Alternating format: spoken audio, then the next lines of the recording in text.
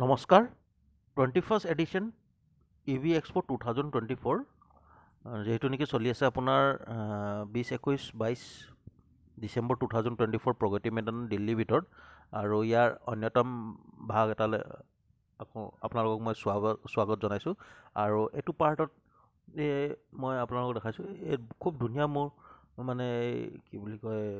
Sporty লুকছৰ bike এখন দেখা পালোঁ আৰু এই বাইকখন আপোনাৰ হৈছে বেচিকেলি এখন বেটাৰী পাৱাৰ্ড ইলেক্ট্ৰিক বাইক আৰু এইটো টেংকিটো দেখিছে এইটো পেট্ৰল টেংক নহয় ইয়াৰ মানে কি ইয়াৰ তলত বেটাৰী আছে আৰু বেটাৰীটোক ইমান ধুনীয়াকৈ মানে এনেকৈ টেংকি বনাই দিছে ওপৰত আৰু দেখিবলৈ একজেক্ট দেন মানে পেট্ৰল বাইকহে আৰু এইটো হৈ গ'ল আপোনাৰ পাছফালৰ ভিউ বাইকখনৰ পাছফালেও খুব ধুনীয়া স্পৰ্টি লুকছ দিয়া আছে আৰু কি বুলি কয়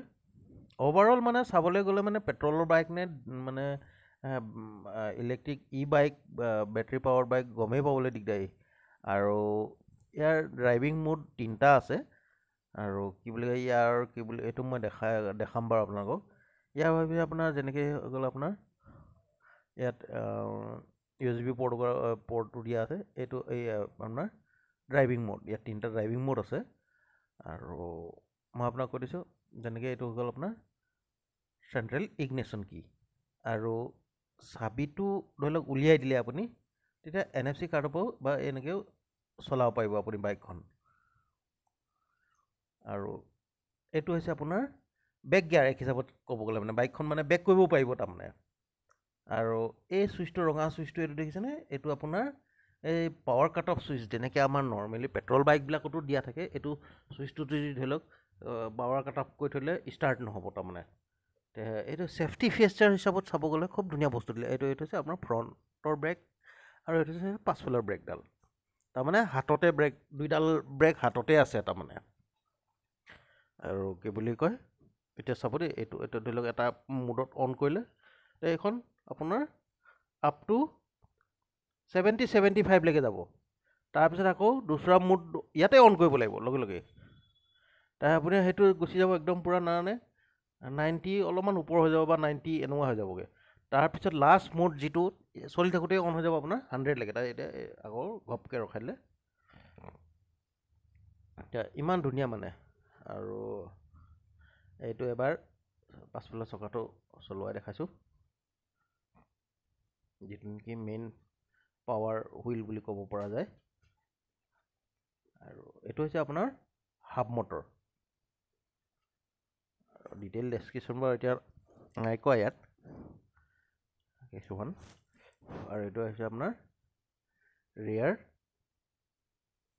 হুইল ডিছ ব্ৰেক আৰু চকাটো যতবোৰ মোৰ হ'ব 17 ইঞ্চি চকা হয়তো মানে হাইটটো চাফিচিয়েণ্ট মানে একদম মানে জোখৰ হাইট আৰু এই আগফালে হৈছে আপোনাৰ ডাবল ডিছ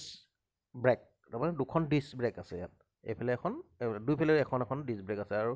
তাৰমানে কি পূৰা ফুল মানে একদম ব্ৰেকিং ছিষ্টেম খুব ধুনীয়া দিয়া আছে তাৰমানে আৰু এই একচুৱেলি কি মানে দুখন এই যে বাইকখনো খাৰা কৰি ৰাখিছে আৰু স্কুটিখনো খাৰা কৰি ৰাখিছে দুখনে মানে কি RTO পাছিঙত যোৱা আছে তাৰমানে আৰু 1-1.5 মাহমান লাগিব যতবোৰ সম্ভৱ হেৰি হ'বলৈ কাৰণে পাছিং হ'বলৈ কাৰণে আৰু ইয়াত কিছুমান এখেতলোকে ৰিক্সাও দেখাইছে আৰু এই মই আগতে মাজতে কৰিছোঁ এইখন কি বুলি কয়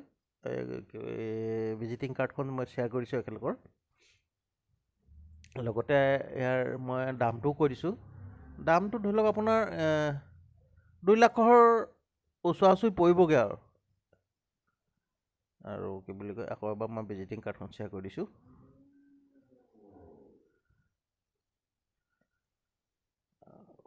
বাইকখন দেখিবলৈ কিন্তু খুবেই মানে ধুনীয়া স্পৰ্টি লুকছ এতিয়া অলপ সময় লাগিব আৰু RTO পাছিঙৰ কাৰণে গৈছে যেতিয়া আৰু 1-1.5 মাহমান লাগিব তাৰপিছতহে অন ৰোড হ'ব ইয়াৰ বাহিৰে কিছুমান এখেতলোকে ৰিক্সাও ডিছপ্লে কৰি ৰাখিছে ৰিক্সা হৈ গ'ল অটো ৰিক্সা হৈ গ'ল লোডাৰ হৈ গ'ল এনেকুৱা টাইপত বিভিন্ন প্ৰকাৰৰ এখেতলোকে আৰু ইয়াত গাড়ী শ্ব' কৰি ৰাখিছে এখন যেনেকৈ পেচেঞ্জাৰ অটো হৈ গ'ল, এইবিলাক চব যিমান আছে চব বেটাৰী পাৱাৰ, তাৰমানে চব ইলেক্ট্ৰিক ভেহিকেল বুলি ক'ব পৰা যায় আপোনাৰ। আৰু মই ইয়াৰ মাজতে আৰু এটা কথা কৈছোঁ, মই এতিয়া ইয়াৰ আগত মই এটা গোটেই হলটোৰ মানে কিমান কি আছে চব মই মানে